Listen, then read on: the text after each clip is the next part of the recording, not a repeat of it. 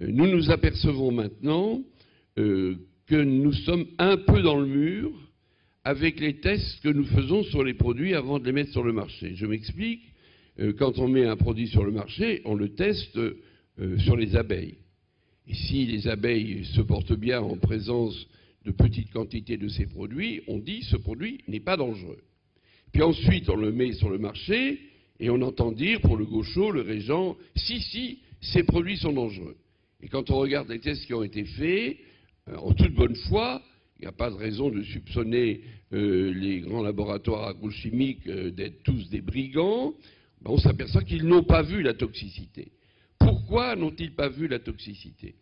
Alors ça, c'est une idée totalement nouvelle en chimie agricole, c'est qu'on est en train de s'apercevoir que ce qui est toxique, ce n'est pas seulement le produit tout seul, mais c'est le mélange de produits.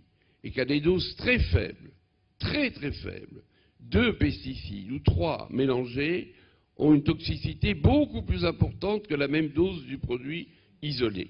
Et c'est l'application d'une loi qui nous ramène à Pascal, qui disait « le tout est plus que la somme des parties ». Et toute ma carrière professionnelle a porté sur cette idée-là.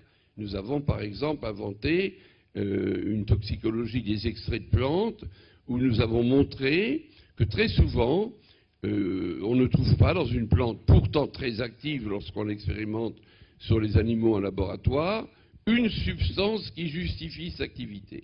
Il n'y a pas de substance qui justifie sa activité. Mais quand on isole 10 substances de la plante et qu'on les mélange, eh bien l'activité est là. Car l'activité vient par synergie, par potentialisation. Ce sont des mécanismes encore très peu connus. J'ai pris ces 2 exemples pour une raison précise.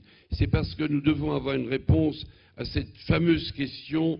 On ne peut pas changer, sinon on est ruiné.